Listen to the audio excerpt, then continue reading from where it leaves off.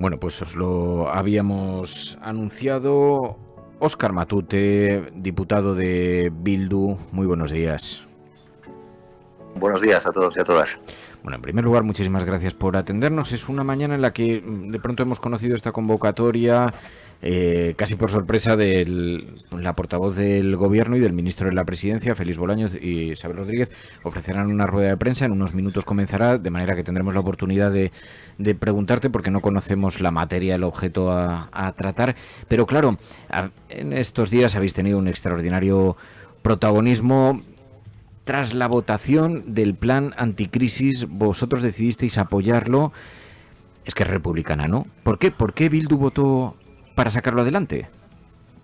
Bueno, yo creo que Merche Izpurua, nuestra portavoz, fue bastante clara en la intervención. Nosotros hicimos una valoración que era anteponer las necesidades y los derechos de los ciudadanos y ciudadanas a lo que podía ser nuestro ánimo de darle un toque de atención al gobierno en clave de un voto negativo, porque al final ese toque de atención se habría dado, sí, podría haber perdido el gobierno esa votación, pero lo habríamos cargado sobre las espaldas de la gente. Es decir, toda esa gente que tiene que comprar combustible para que su coche funcione habría pagado la gasolina más cara, toda esa gente que está pendiente del escudo social habría visto todas sus expectativas de tener un futuro más o menos estabilizado en el aire, habría visto además cómo todas las ayudas para las pymes y el ICO se habrían caído y nos parecía que era muy desmesurado. Además es que, siendo sincero, es decir, si tendríamos que funcionar dando toques de atención al gobierno cada vez que se ha hecho uso de los fondos reservados para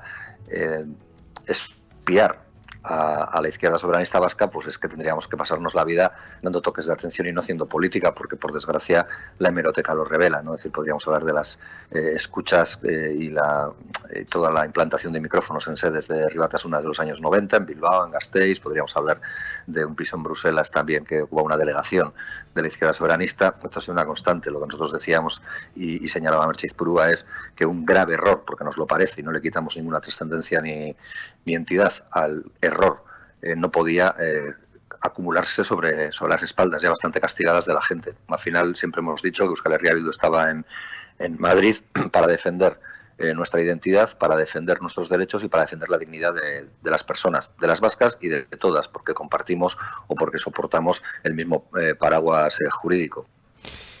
Lo que pasa es que sospechamos que otras cuestiones no se han votado a favor, a pesar de que podían ser también de relevancia para, digamos, para las cuentas o para la sociedad, o en otras ocasiones se habrá dado este supuesto. Digamos que también hay una lectura político en esto, hay un mensaje dirigido al gobierno y...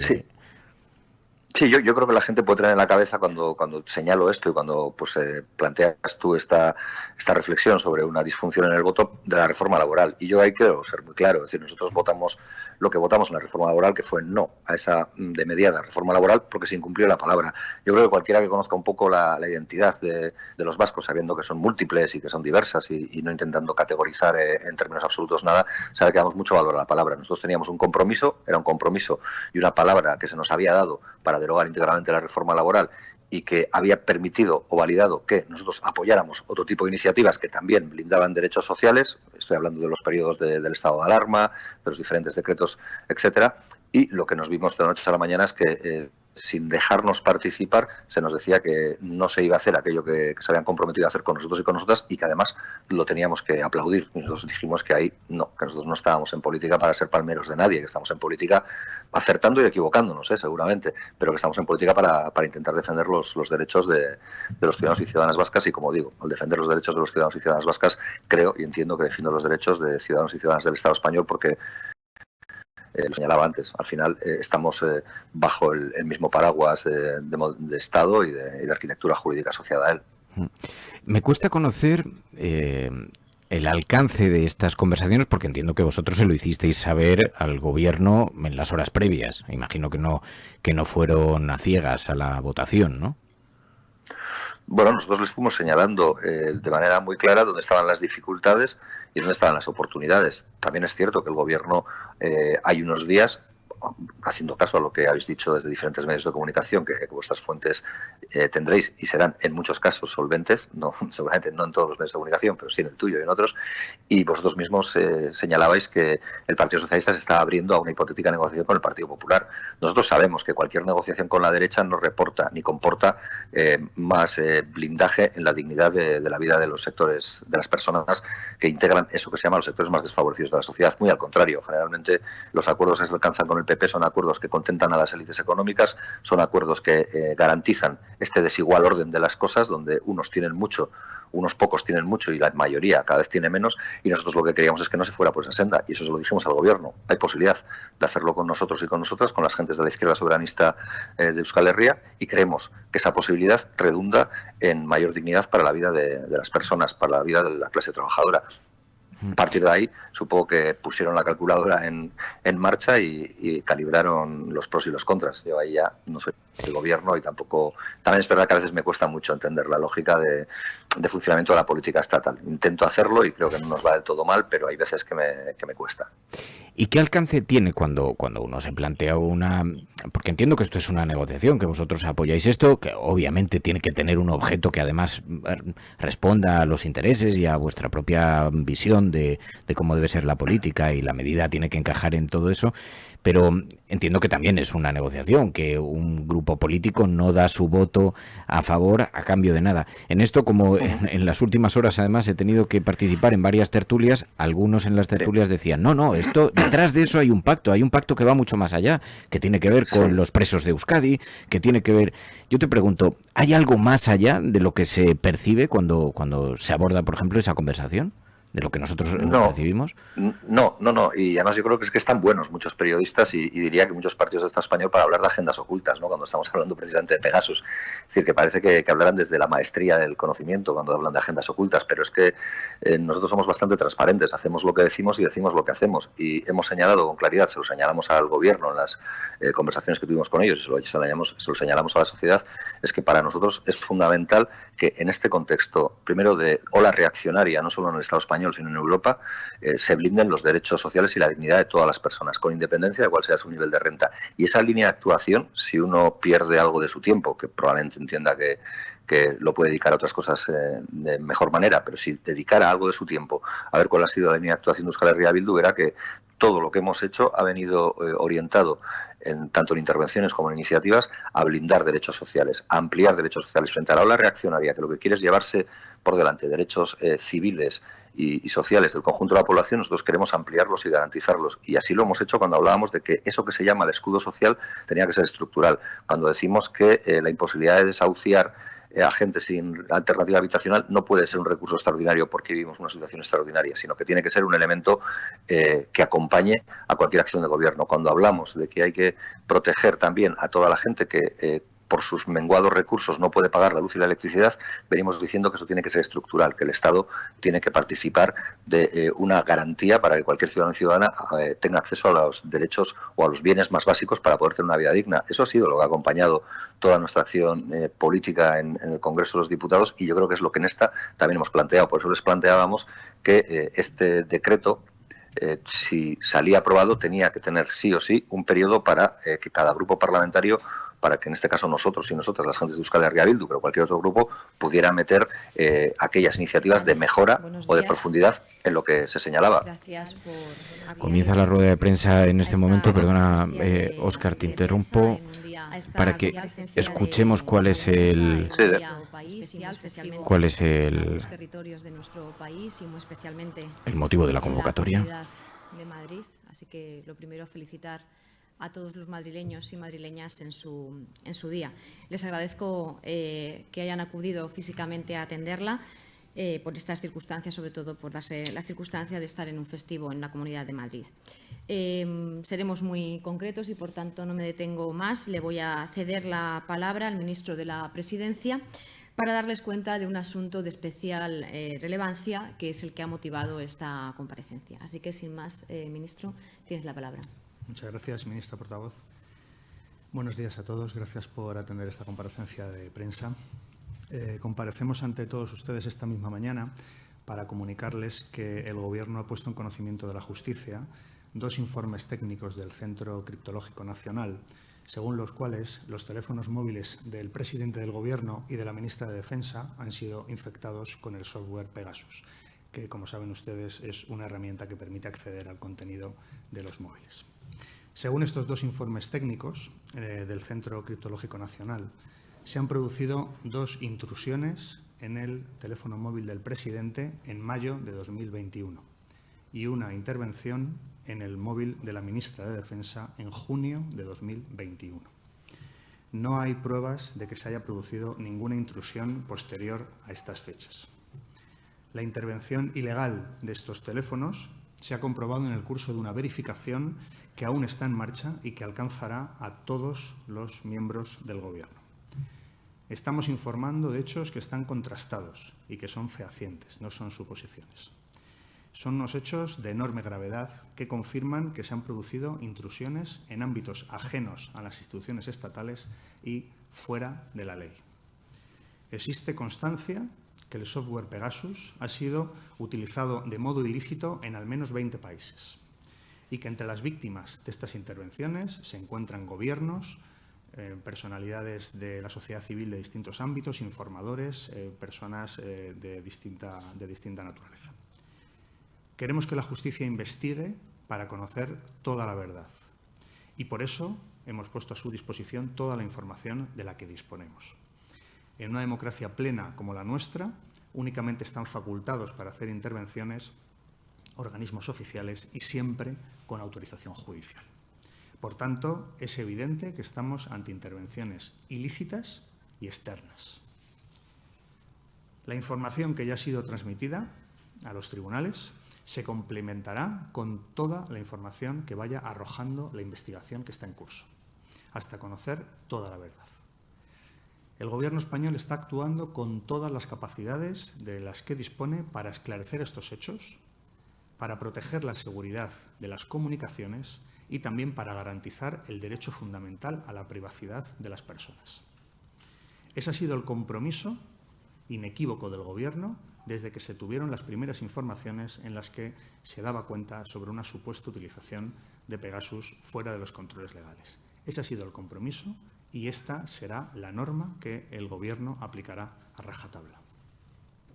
El Gobierno ha implementado ya y seguirá implementando medidas para reforzar los protocolos de seguridad en las comunicaciones de todos los organismos oficiales, que podrán no sino también de gobiernos autonómicos, de parlamentos autonómicos, de instituciones locales y, en general, de las instituciones. El Gobierno va a ser inflexible con cualquier vulneración de derechos y libertades fundamentales y reforzará cualquier procedimiento que sea necesario para garantizar los derechos de los ciudadanos. España es una democracia plena, con todas las garantías. Un Estado de Derecho avanzado, perfectamente homologable a los países europeos de nuestro entorno. Y por eso el compromiso del Gobierno con el esclarecimiento de la verdad y con la verdad es también el compromiso del Gobierno con la defensa del Estado de Derecho, de nuestro Estado de Derecho y de las instituciones. Nada más por mi parte, estamos a disposición. Bueno, acabáis de escuchar la rueda de prensa en directo. Félix Bolaño, el Gobierno de España señala que han detectado que tanto el presidente del Gobierno como la ministra de Defensa fueron también objeto de escuchas a través de esta tecnología Pegasus. Óscar Matute, ¿qué te parece? Bueno, pues yo creo que esto revela que la gravedad que le suponíamos al escándalo de Pegasus no era infundada ni era una exageración utilizada solo en términos de rentabilidad política, sino que realmente estamos ante un hecho muy grave. A partir de ahí, pues hombre, yo quiero ser cauto, no tengo más información que la que dispone o que la que tiene cualquiera de los oyentes que acaba de oír esto. No se nos ha informado con carácter previo y estaremos encantados de poder ver cuáles son las informaciones y las pruebas o los hechos probatorios que se tienen, pero sí que hay un elemento que así de entrada chirría un poco, y es que hasta donde se nos había dicho, el programa Pegasus solo se vendía a estados. Es decir, que la empresa israelí propietaria del programa Pegasus solo la transfería o o daba a estados. Y aquí se nos sugiere la posibilidad de un ente externo al propio Estado. Como digo, yo quiero ser cauto, pero sí que creo que tendrían y deberían aclarar, sin margen para ningún atisbo de duda, que esto no pueda ser parte de eso que se vienen a llamar cloacas del Estado, que parecen tener un funcionamiento autónomo con independencia del gobierno que rija el Estado español, ¿no? Y es que en muchas ocasiones se ha hablado de las cloacas del Estado y se ha hablado de Villarejos y de otra gente como agentes inferidos de una cierta autoridad o una cierta inviolabilidad que podían, para su propio beneficio, funcionar al margen de las estructuras o de las necesidades del propio Estado. Yo creo que esa hipótesis, junto con otras muchas, tendrá que ser descartada por los hechos probatorios o ratificada. Y no iría mucho más lejos porque la verdad es que la rueda de prensa no ha dado para mucho más que el anuncio, que no deja de ser importante, pero que tampoco ha señalado muchos más elementos de reflexión. ¿Le hace algún significado la fecha de mayo de 2021 o de junio de 2021? En mayo de 2021 era espiado el presidente del gobierno, en junio de 2021 la ministra de Defensa. ¿Tiene pues mira, si a bote pronto, sinceramente te diré que no. O sea, estaba pensando, intentando echar la cabeza atrás a ver qué podía haber pasado en esas fechas o qué hechos políticos podían tener relevancia como para que fueran espiados tanto el presidente del gobierno como la ministra de Defensa, y ahora no me ha venido a la cabeza. Igual seguramente y en las redes va a ayudar a mucha gente y será capaz de señalar qué hitos o qué tiempo vital se está viendo en el Estado español. Ahora mismo a mí me cuesta entenderlo, pero también me cuesta entender en el 2021, porque la ministra de Defensa adquiere una relevancia especial, digamos, en términos de protagonismo mediático, pues fundamentalmente y por desgracia a raíz de la invasión rusa a Ucrania. No es precisamente de los ministerios que así a priori tengan una relevancia muy importante. Quizás Interior lo tiene más, ¿no? Y sorprende que en ese momento lo fuera la ministra de Defensa y el presidente, y no, por ejemplo, el ministro de Interior y el presidente, ¿no? O sea, que ya digo que creo que hace falta mucha información. Seguramente de esto va a haber horas y ríos de tinta sobre la cuestión, y tiempo tendremos de ir desgranando el grano de la paja. ¿Qué posición habéis manifestado públicamente en torno a las escuchas? Porque entiendo, tú que formas parte de una organización como Bildu, si periodistas, activistas, gente relacionada con el mundo del independentismo siempre ha tenido una cierta percepción de saberse escuchado, ¿qué posición tenéis sobre esto? Yo imagino que tú tienes esa misma percepción también, personal. Sí, yo lo he manifestado en más de una ocasión, que al final esto es como un juego de tahúres. Se supone que la democracia es ese tablero de juego que, como en cualquier juego de mesa, pues nos permite a todos tener la posibilidad de ganar. Evidentemente tus capacidades determinarán que tengas más o menos posibilidades de alcanzar el triunfo en ese tablero, pero lo que parece imposible, incluso para quien tenga altas capacidades, es ganar alguna vez si se enfrenta a gente con cartas marcadas, con, digamos, recursos alegales o ilegales para poder emplearlos. Entonces, yo creo que la gravedad radica ahí, y luego radica en otra serie de elementos. Es decir, se ha hablado mucho de las escuchas, pero es que en las escuchas vemos que es ya un método de espionaje al conjunto de la sociedad civil, a una parte de la sociedad civil, en este caso Cataluña, que probablemente, dado que la Constitución no es una Constitución militante, pues quiere que esa Constitución no sea como es y permite hacer otro tipo de cosas, como por ejemplo la soberanía de Cataluña, ¿no? Bien, pero es que eso en el Estado español no es delito, porque la Constitución no es militante, es decir, permite que haya gente que quiera modificarla, cambiarla e incluso derogarla para sustituirla por otra. Y eso me parece muy grave, es decir, que se dé por bueno que ante determinadas circunstancias se puede espiar a todos los niveles de la sociedad civil, no ya a la clase política solo, sino a periodistas, abogados, etcétera. Y otro elemento que, asociado a esto, que también me parece muy grave y preocupante, es que estamos hablando del espionaje en Cataluña y parece que en el imaginario, incluso la propia ministra Robles, la ministra de Defensa, en su comparecencia del miércoles en el Pleno, parecía sugerirlo con una de sus intervenciones o réplicas a una de las preguntas en la Comisión de Control, parecía querer llevar a esta misma conclusión, que era: si en el 2017 se lanzó un desafío a la unidad territorial del Estado español, ¿qué tiene que hacer el Estado para defenderse? Pero cuando uno ve luego las fechas filtradas en diferentes medios de comunicación sobre cuándo se produjeron las escuchas, se da cuenta de que la mayoría de las escuchas, diría que más del 70% de las escuchas, se realizan a partir del 2020 y se realizan entre el 2020 y el 2021, que justo son las fechas en las que se estaba llevando a efecto el juicio.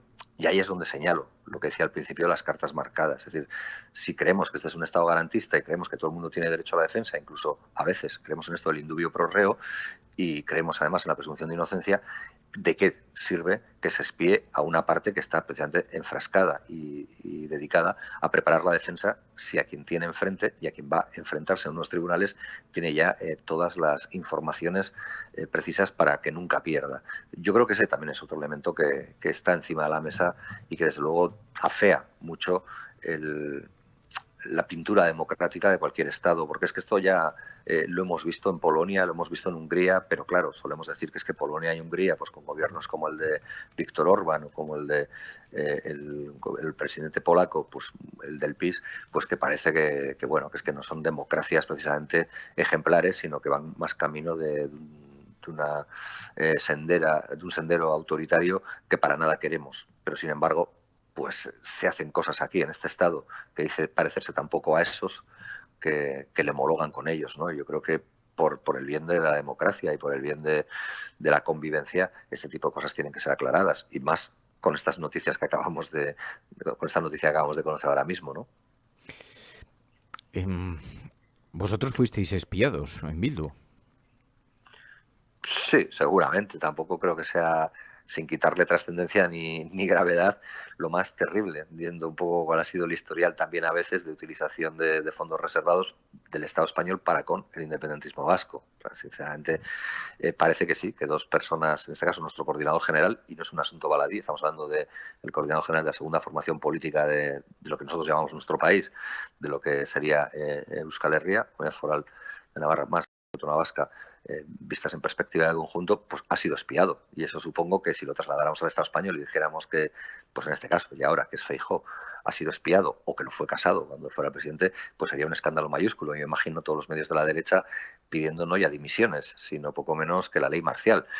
Y como, bueno, ha sido con o contra la izquierda soberanista, pues parece que tenemos que entender que forma parte de los gajes del oficio, ¿no? Yo creo que eso es muy grave, y junto con el coordinador general lo fue Jon Iñarritu, que es un diputado de la Cámara, y que parece que los diputados y diputadas de la Cámara tienen una cierta maniobrabilidad en el ejercicio de su cargo que les garantiza que no puedan ser tampoco espiados de cualquier manera y modo, ¿no? Y también en este caso pues parece que se incumplió junto con otros diputados y diputadas catalanas.